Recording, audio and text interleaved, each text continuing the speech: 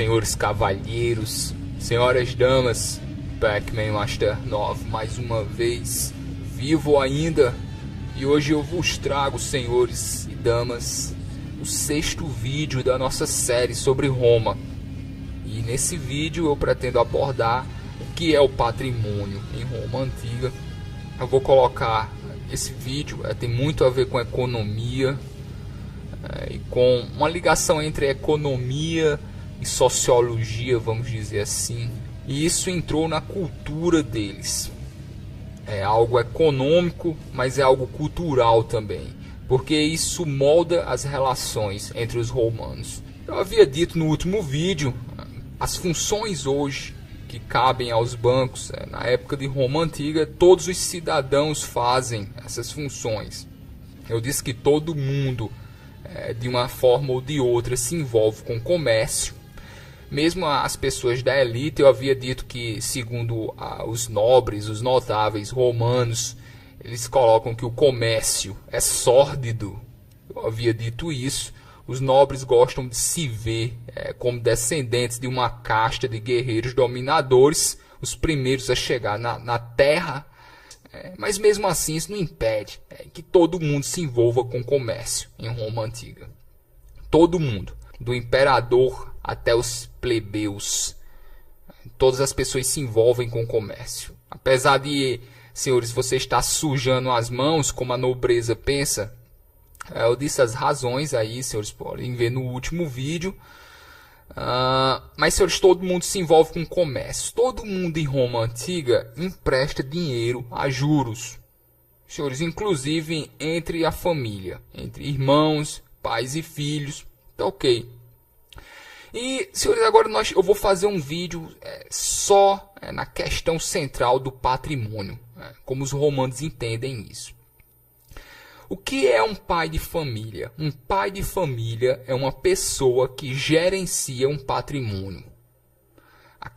O centro do pai de família, ou do pai de famílias, já que os filhos, as famílias dos filhos deles também são suas famílias, sua família.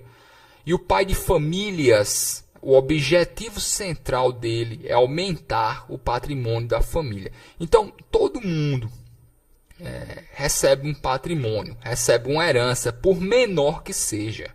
Por menor que seja.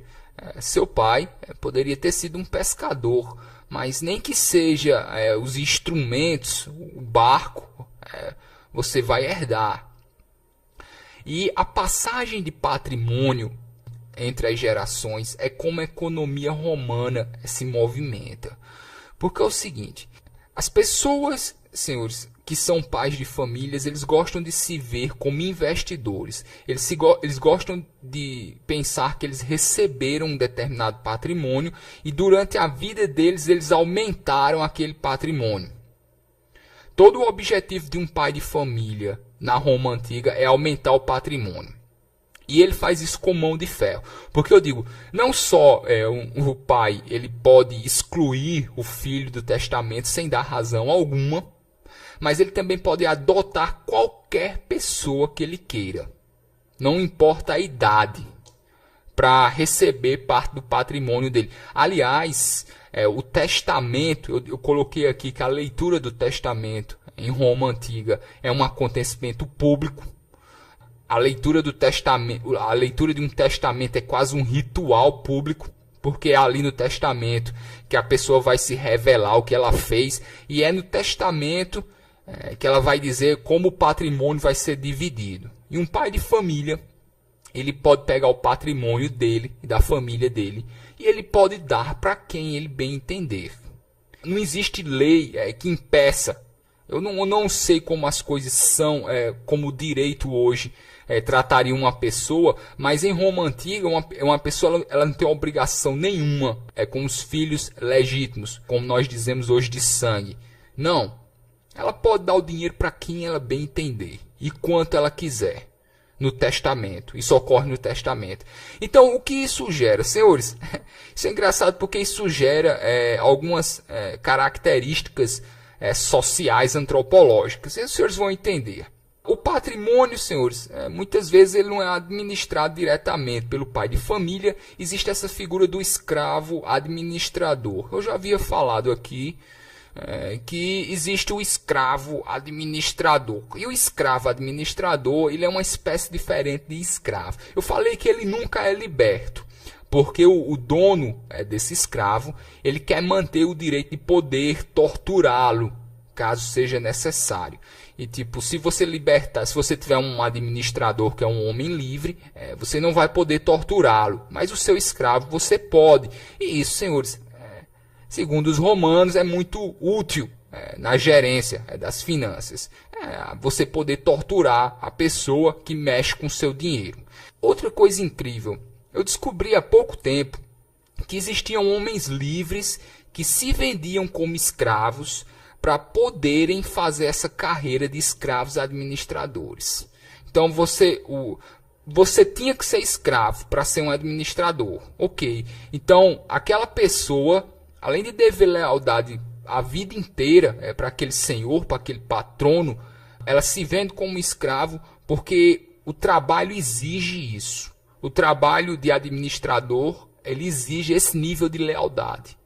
Um nível de lealdade de um escravo. E pessoas nascem livres e às vezes para fazer carreiras como administradores, eles se vendem como escravos. Assim, um nível absurdo de lealdade. Né? Eu disse, você tem seus clientes, você tem as pessoas que você confia e obviamente a pessoa que tem que ser mais leal entre todas elas, entre todos os seus clientes, entre todos os seus escravos, a pessoa que tem que ter mais lealdade com você é o seu administrador.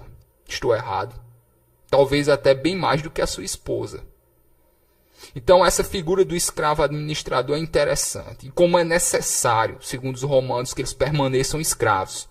Não existem administradores, homens livres, mais uma vez, pela questão de você poder torturá-lo, caso venha a ser necessário. Um escravo administrador, ele mantém uma espécie de livro em que ele guarda os números. Esse livro que o escravo mantém, o administrador, mas esse livro que o administrador mantém, o patrono, ele pode passar anos sem ver esse livro. Então eu tenho o meu administrador, eu passo anos sem fazer nenhuma conta, mas ai dele, se no dia que eu for fazer as contas não tiver um lucro que me agrade. Os senhores entenderam? O livro está na mão do escravo administrador. Eu posso passar anos sem ver aquele livro, das entradas e das saídas. Mas no dia que eu pedir é porque eu quero algum lucro.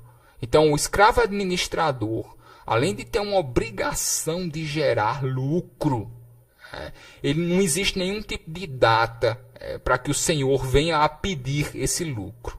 Pode passar anos, pode ser depois que o patrono morra e a família vá querer ver. Então os senhores entendem como o administrador, de certa forma, ele age de forma livre. Apesar dele não ser um homem livre, quando ele administra aquilo, ele não está preso a datas, como os administradores hoje estão. Ele recebe aquele dinheiro e ele administra. Mas ele tem obrigação de aumentar aquele investimento. E ai dele se ele não aumentar. Ai dele se ele não gerar lucros no momento em que o senhor venha pedir. Nós podemos também entender que dívidas são laços da clientela. Então, meus clientes, muitas vezes eles não saldam as dívidas que eles têm comigo, porque seria quase um ato de desrespeito. Ok, dívidas são laços de lealdade entre romanos. Tá, ok, muitas vezes você saldar uma dívida totalmente, zerar, seria quase um ato de desrespeito, porque seria como se você estivesse pedindo para que o laço de lealdade fosse desfeito. Em Roma Antiga existe o que nós chamamos de leilão público. Aliás, nós sabemos atualmente que mesmo imperadores, eles leiloavam a mobília. Quando eles queriam mudar os móveis, eles leiloavam. Tá, ok? Então o leilão ele já é uma coisa comum em Roma, tá, ok? Mesmo entre imperadores. Como eu digo mais uma vez, senhores, todos mexem com comércio, mesmo que os nobres, os notáveis, acham que o comércio é sórdido, mas todo mundo mexe com o comércio. Todo mundo empresta dinheiro a juros na Roma Antiga, tá ok? Juros, senhores, também são cobrados dentro da família, eu já falei isso aqui, eu empresto dinheiro a irmãos, a pai, mãe, o que for, se cobra juros, tá ok? Aliás, inclusive, se essa movimentação econômica envolver o dote da mulher. Coisa muito interessante, o que eu chamo de salários do adultério. Senhores, algumas mulheres cometem o adultério, elas cobram para isso. E o que nós ficamos a perguntar é se o marido sabe ou não. Porque o adultério, vamos dizer assim, em Roma Antiga, ele é pago. Ok. Vocês diriam que isso é prostituição pura e simples. Mas, mais uma vez, senhores, isso é um olhar moderno sobre uma civilização antiga. Nós não podemos empurrar as nossas visões éticas, morais, sobre povos que nos antecederam. Centenas e centenas, centenas, às vezes milhares de anos. Ok. Então, existe o adultério, e o adultério em Roma ele é pago. Agora, senhores, se o marido sabe ou não, entre os romanos, não é púdico perguntar. Tá ok, mas o adultério ele é pago em Roma. Existe isso que nós chamamos de calendário. O calendário, do qual nós herdamos a palavra calendário, era na verdade o registro de senhores das finanças, porque você tinha um cofre doméstico e você tinha os dias, o que tinha entrado e o que tinha saído nesse cofre doméstico. E isso, senhores, é o calendário do qual nós herdamos a palavra calendário, ok? Existiu para marcar os pagamentos. Tá ok. Outra coisa, era no calendário que os senhores anotavam uma futura herança, vamos dizer, as pessoas que receberiam. Tinha um costume em Roma você dizer, eu vou anotar você no meu calendário, no sentido de que eu vou lhe dar um presente. Quando eu morrer, seu nome está lá no calendário, para que você receba alguma coisa de herança. E senhores, eu já falei aqui, no testamento, eu poderia, senhores, fazer testamentos gigantescos, extremamente detalhados, dizendo que uma cadeira foi para fulano, os meus livros foram para outro, senhores, uma quantia insignificante eu deixo para alguém. Então, senhores, não é só o testamento como nós entendemos hoje, da casa e tudo que tem na casa, tá ok? O testamento eu poderia dizer que, os senhores, um livro, o livro tal de tal eu deixo para fulano, que não sei, e aproveitaria no testamento para dizer o que aquela pessoa teria feito por mim e do que eu acho dela. Mais uma vez, e não é tão formal como nós vemos hoje. O testamento era mais uma carta pessoal deixada para os descendentes, e ali dizia quem recebia o quê, de acordo com o que tinha me agradado durante a vida, como teria me agradado durante a vida, tá ok? E senhores, é costume em Roma você cortejar um velho rico. Isso é muito porque, como eu digo, no testamento eu posso colocar quem eu quiser, ok?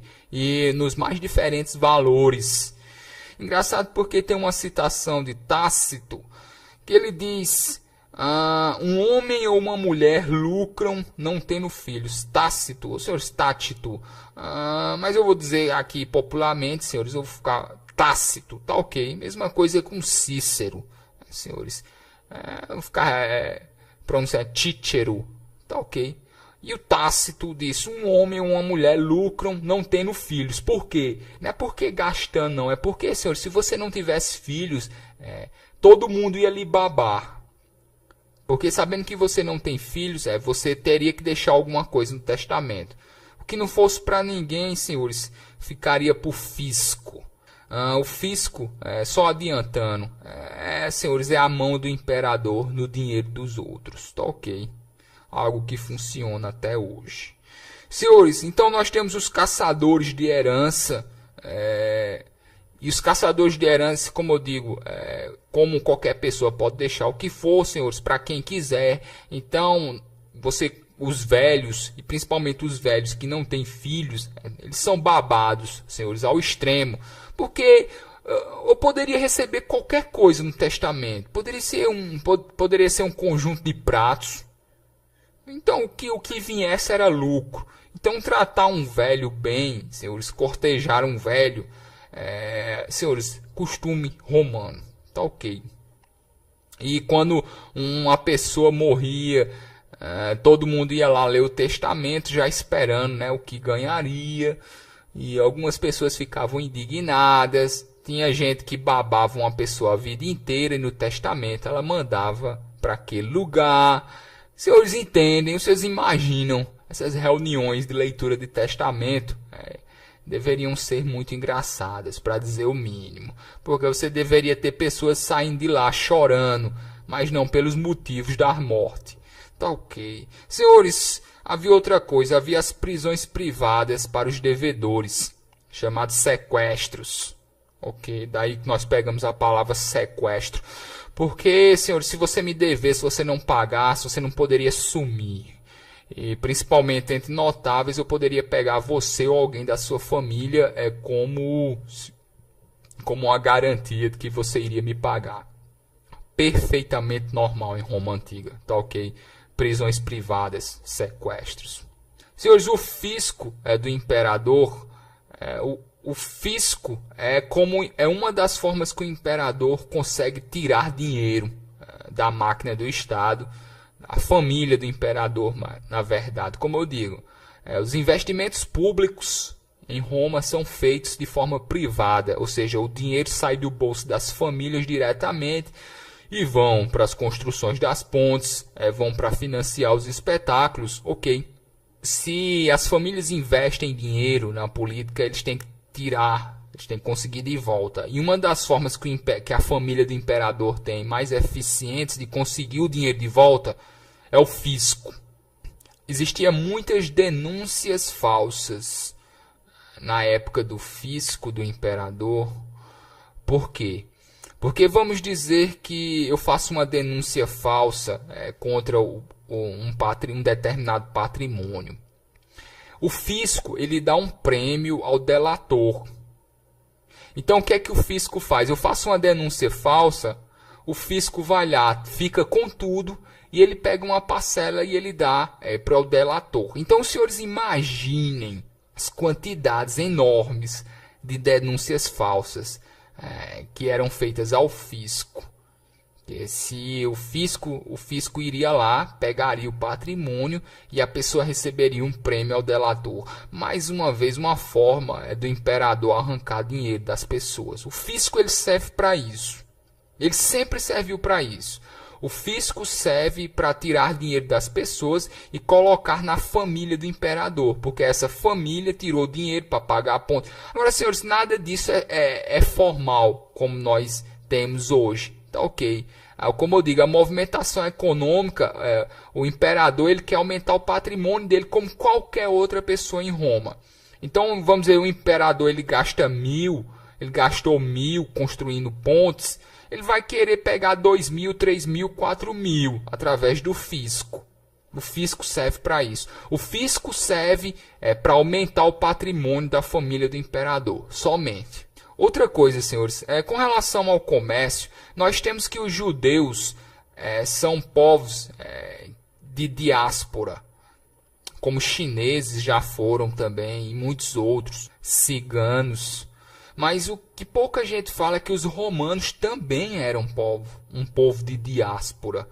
Porque os romanos era costume eles irem até o norte da África, eles circulavam muito. A visão que a gente tem de um romano como alguém que nasce e morre em uma única família, senhores, em um único lugar, isso não existe, tá ok? Os romanos eles também são um povo de diáspora por causa do comércio, que nós sabemos hoje que os romanos, principalmente quem estava ligado com o comércio, circulavam muito. Eu disse aqui que a classe dos nobres não odiavam, na verdade, os comerciantes, porque os comerciantes eles traziam costumes estrangeiros. Ok, os comerciantes não amavam a terra. E uma das razões é essa, porque os romanos, principalmente as pessoas envolvidas com o comércio diretamente, eles circulavam muito durante em todo o império. Tá ok. Eu acredito que por hoje eu já enchi o saco o suficiente. Mais uma vez eu vou pegar o beco. Eu vou me embora, senhores. Eu vou me embora. E os senhores, eu vos deixo com os romanos. E senhores, até amanhã. Mais um vídeo. Senhores cavalheiros, senhoras damas, se cuidem.